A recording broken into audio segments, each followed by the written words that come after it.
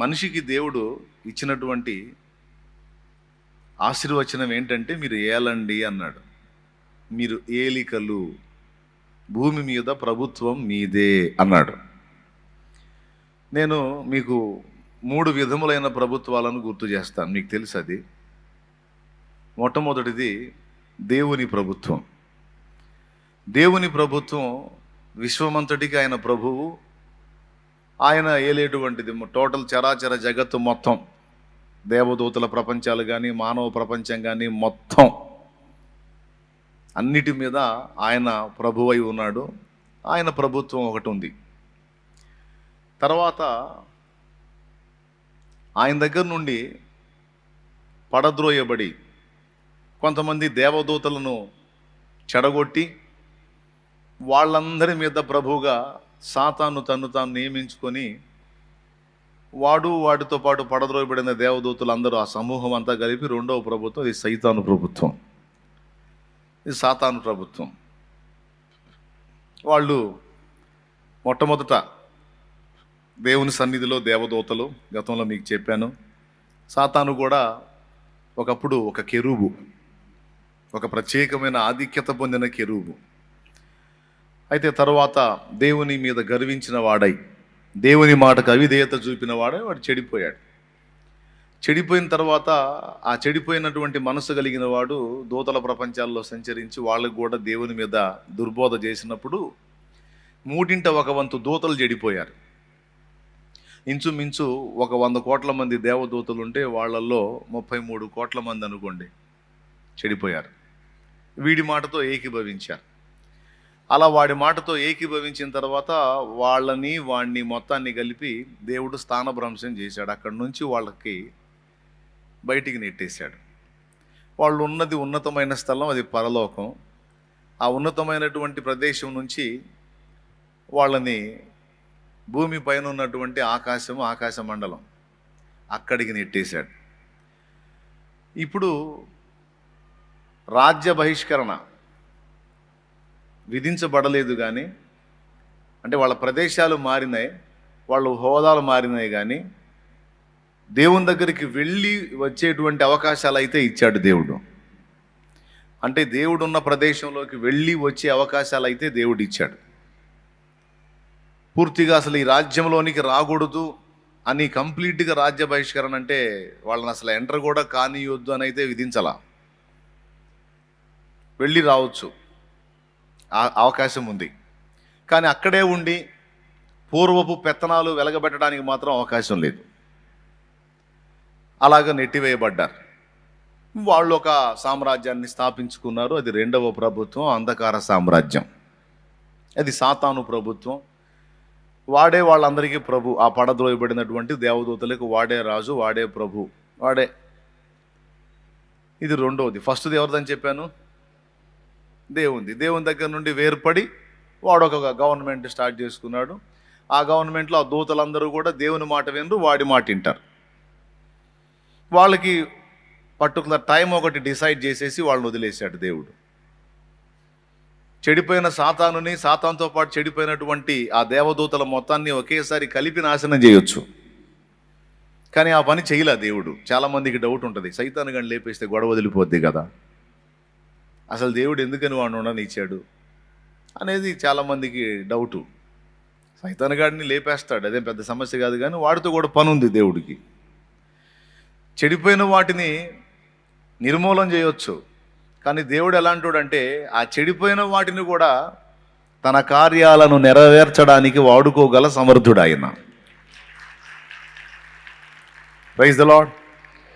ఇప్పుడు ఏబులో కొన్ని లోటుపాట్లు ఉన్నాయి, కొన్ని లోపాలు ఉన్నాయి. ఏబుని బ్యాలెన్స్ చేయాలి. ఏబుని బ్యాలెన్స్ చేయాలంటే దేవుడు తన చేతులతో ఏబుని క్షోభ పెట్టలేడు. కాబట్టి ఏబుని ఏడిపించాలంటే ఎవరు కావాలి? ఈ సైతానుడు కావాలి. కాబట్టి వీడి ద్వారా అసలు చూడండి, ఏబు గ్రంథంలో 1వ అధ్యాయం 6వ వచనం నుంచి కిందికి మీరు చదివితే, ఏబు గ్రంథాన్ని మీరు కానీ చదవగలిగితే ఆ 1వ అధ్యాయం 6వ వచనం తర్వాత ఆ 7వ వచనం కానీ మీరు చూడగలిగితే, దేవుడే అపవాదిని కదిలించి రెచ్చగొట్టి ఏబు మీదకి వదిలినట్టు ఉంటుంది. అసలు దేవుడు ఏబు ప్రస్తావన తీసుకొని రాకపోతే సైతానుగాడు వాదనకు దిగేవాడు కాదు. సైతాను వాదనకు దిగకపోతే ఏబుకు అగచాట్లు వచ్చేవి కాదు. కానీ ఏబుని గురించి పనిగట్టుకొని ప్రస్తావించి మరి సైతానుని రెచ్చగొట్టి ఏబు మీదకు పోయేటట్టు ప్రేరేపించి అంత కథ నడిపిస్తాడు. అంటే ఇప్పుడు ఏబుని దేవుడు రెండంతలుగా ఆశీర్వదించాలనుకున్నాడు. ఏబు చరిత్ర ఒక గ్రంథ రూపంలో పరిశుద్ధ బైబిల్ గ్రంథంలోని 66 పుస్తకాల్లో ఒక పెద్ద పుస్తకంగా దేవుడు చేయాలనుకున్నాడు. ఏబు జీవితం తర్వాత తరతరాలకు ఆదర్శప్రాయంగా విశ్వాస వీరులకు మాదిరికరంగా ఉంచాలి అని దేవుడు డిసైడ్ చేశాడు. ఏబు గ్రంథంలో ఎన్నో నిగూఢమైనటువంటి సృష్టి మర్మాలను ప్రస్తావించాలని దేవుడు సంకల్పించాడు. ఏబు గ్రంథం ద్వారా అనేకమైన పాఠాలను తరతరాలకు పాత క్రొత్త నిబంధన భక్తులకు పాఠాలను ఇవ్వాలని డిసైడ్ చేశాడు. ఇవన్నీ జరగాలంటే ఏబుకు అగచాట్లు రావాలి. ఏం రావాలి? ఇవన్నీ జరగాలంటే ముందు ఏబుకు అగచాట్లు రావాలి. కాబట్టి ఇప్పుడు ఏబుకు అగచాట్లు రావాలంటే ఎవరిని గద్దించాలి? ఎవరిని వాడుకోవాలి?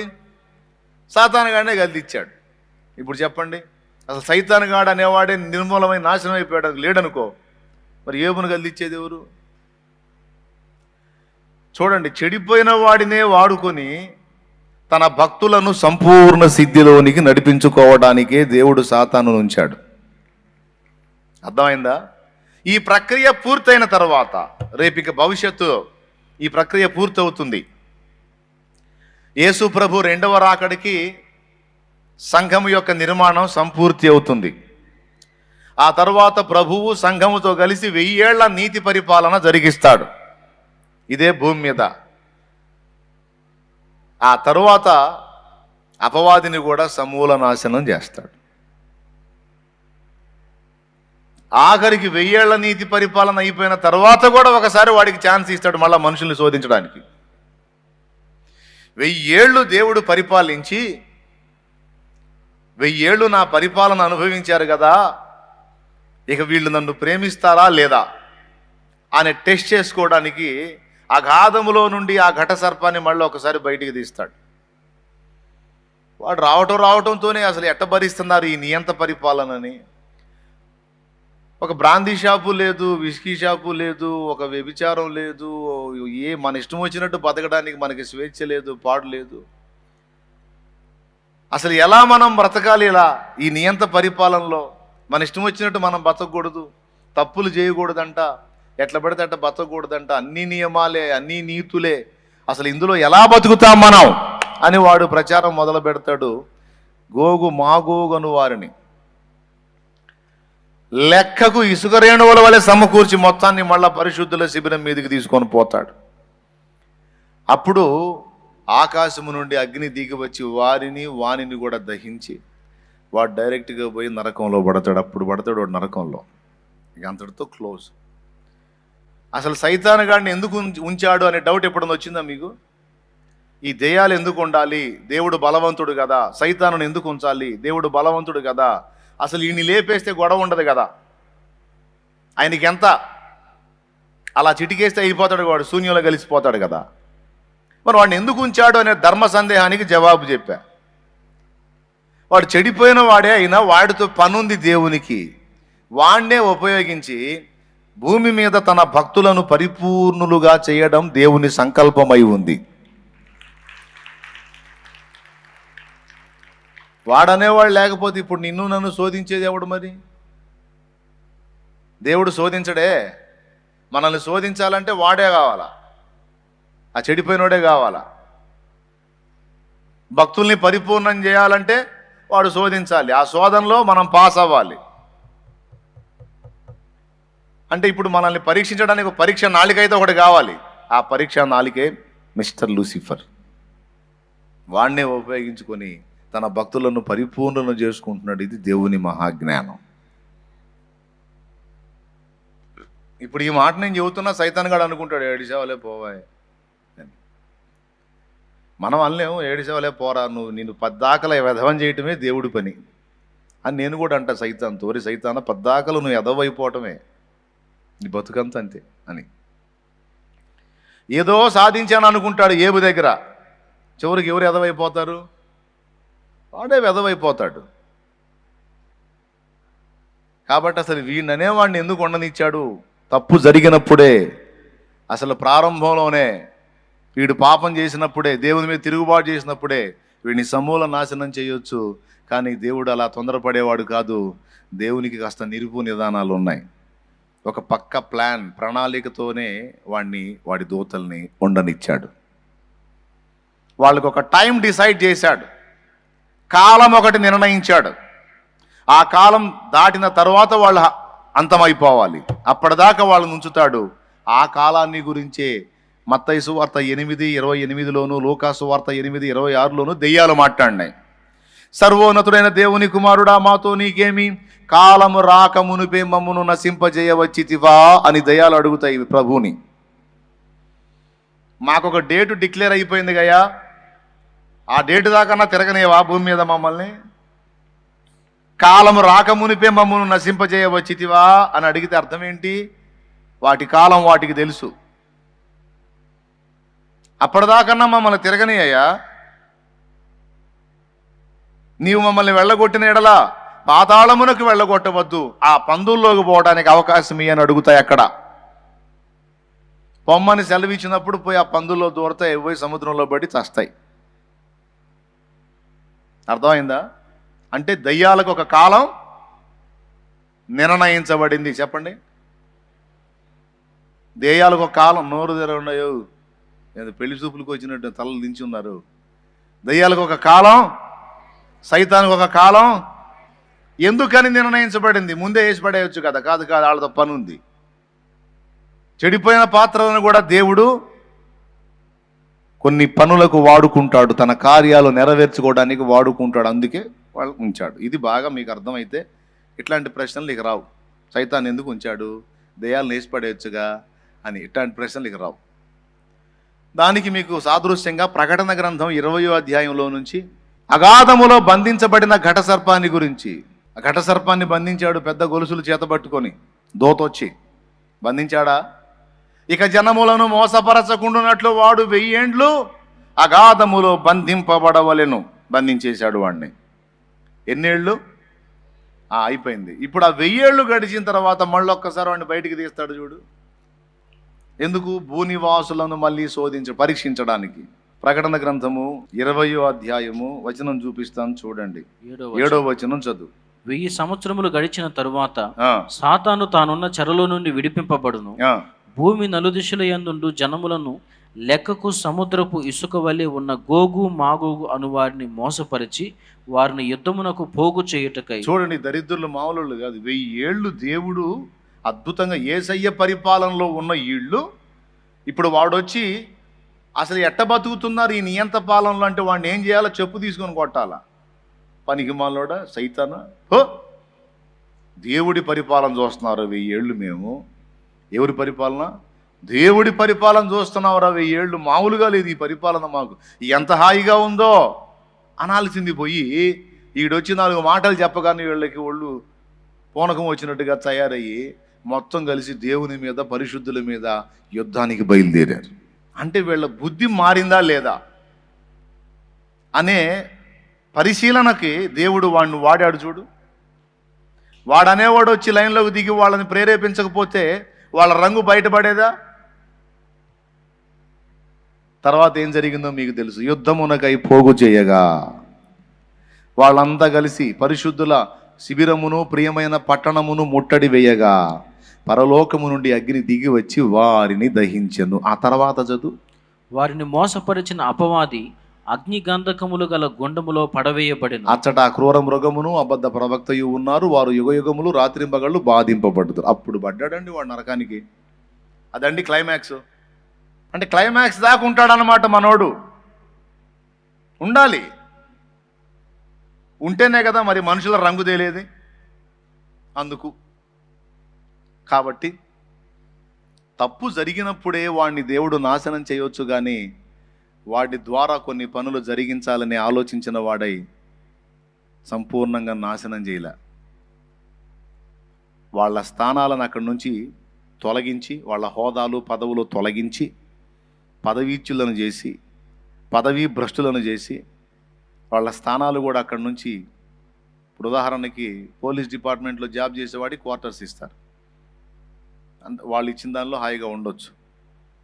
ఉద్యోగం పోయిందనుకో క్వార్టర్లో ఉండనిస్తారా? చల్ నడు బయటికి అంటారు. అట్లాగే వీడికి జాబ్ పోయింది, అక్కడ దేవుని దగ్గర పదవితో పాటు అక్కడ స్థానం కూడా పోగొట్టుకున్నాడు.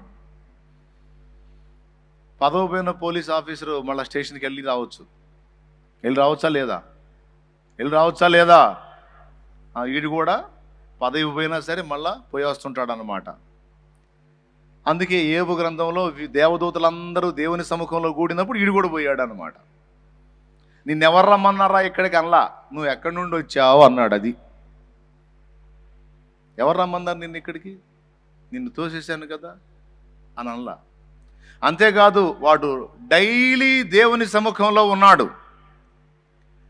ఎవ్రీడే, డే అండ్ నైట్ దేవుని సముఖంలో వాడు ఉన్నాడు అంటానికి లేఖన సాక్ష్యం ఉంది. చూడు, ప్రకటన గ్రంథము 12వ అధ్యాయము, ప్రకటన గ్రంథం 12వ అధ్యాయం 10వ వచనం.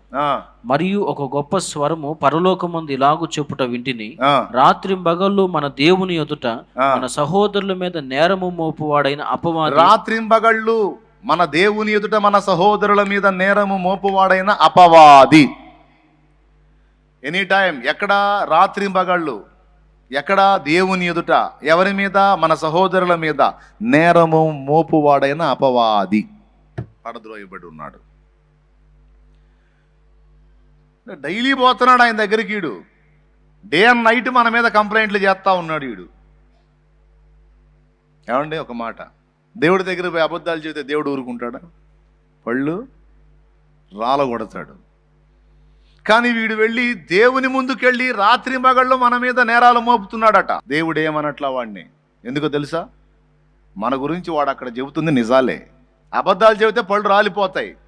కానీ వాడు పోయి రాత్రి మగళ్ళు మన మీద నేరాలు మోపుతున్నా వాడిని పో అని ఎందుకనట్లా దేవుడు? ఎందుకంటే వాడు చెప్పేవన్నీ మన విషయంలో నిజాలే. అయితే మరి ఇన్ని నేరాలు రాత్రి మగళ్ళు మన మీద మోపినా దేవుడు మనల్ని శిక్షించకపోవడానికి కారణం, విసర్జించకపోవడానికి కారణం ఏంటి? డైలీ మన మీద కంప్లైంట్లు పెడుతున్నాడు వాడు. డైలీ మన మీద ఫిర్యాదులు చేస్తున్నాడు. పోలీస్ స్టేషన్లో మన మీద ఎవరైనా కంప్లైంట్ చేస్తే, ఫిర్యాదు చేస్తే వెంటనే వచ్చి అరెస్ట్ చేసి తీసుకెళ్ళి కూర్చోబెడతారు. దా పనుందిరా అని. మరి ఇన్ని కంప్లైంట్లు డైలీ మన మీద పోతున్నాయి. ప్రతిరోజు మనం చేసే దరిద్ర పనులన్నీ లిస్టు తీసుకొని పోతున్నాడు. చేసి మనం మర్చిపోతాం. వాడేవో లిస్టు రాసుకొని పోయి, ఇదిగో ఫలానా సుబ్బారావు అనేవాడు ఈ పని చేశాడు, ఫలానా వాడు ఈ పని చేశాడు, వాడు ఇన్ని తప్పులు చేశాడు ఈరోజు, నిన్న కూడా అంతే చేశాడు, మరి ఏంది వాడి సంగతి ఏంది? ఫలానా మరేమి ఎట చేసింది, ఫలానా ఎట చేసింది, ఫలానా ఎట చేసింది, ఇగో చూడు. డైలీ వీళ్ళు ఇదే పని చేస్తున్నారు. ఏంటి సంగతి అనే వీడు పోయి అక్కడ కంప్లైంట్లు చేస్తాడు. అవి అబద్ధాలు కావు, నిజాలే. దేవుడు చూసినప్పుడు అవన్నీ మన ద్వారా జరిగే ఉంటాయి. అయినా మనకు శిక్ష రాలేదు, అయినా మనం నశించలేదు, నాశనం కాలేదు, అరెస్టు చేయబడలేదు. కారణం ఏంటో తెలుసా? ఒక పక్క వాడు ఫిర్యాదులు చేస్తుంటే, ఒక పక్క ఆ ఫిర్యాదులన్నిటినీ కొట్టేసేవాడు మన పక్షాన ఒకడు ఉన్నాడు, క్రీస్తు యేసు అను ఉత్తరవాది. ఆయనే మన పాపములకు శాంతికరమై ఉన్నాడు అని ఉంది. యోహాను రాసినటువంటి మొదటి పత్రిక చూడండి ఒకసారి, 2వ అధ్యాయము. యోహాను రాసినటువంటి మొదటి పత్రిక 2వ అధ్యాయం ఒకసారి తీసి చూడండి. 2వ వచనం లేదా మొదటి వచనం నుంచి. మనలో నా చిన్న పిల్లలారా, మీరు పాపము చేయకుండుటకై ఈ సంగతులను మీకు వ్రాయుచున్నాను. ఎవడైనను పాపము చేసిన ఎడల నీతిమంతుడైన యేసుక్రీస్తు అను ఉత్తరవాది తండ్రి యొద్ద మనకున్నాడు. అద్దుగో అక్కడ ఉంది లయన్, యూదా గోత్రపు సింహం ఉన్నాడు అక్కడ. దేవునికి స్తోత్రం.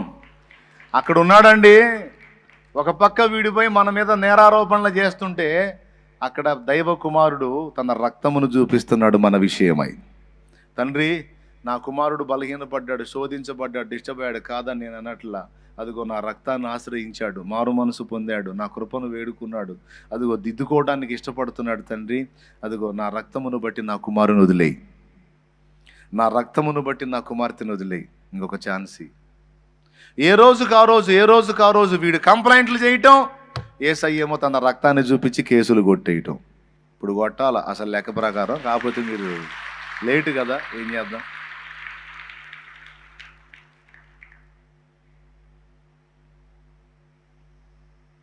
వాడేమో రాత్రి మగాళ్ళు కంప్లైంట్లు చేస్తాడు, యేసయ్యేమో రాత్రి మగాళ్ళు ఆయన తండ్రి కుడిపార్శ్వమున మన పక్షమున విజ్ఞాపనము చేయుచున్నాడు. అంటే అర్థం అది.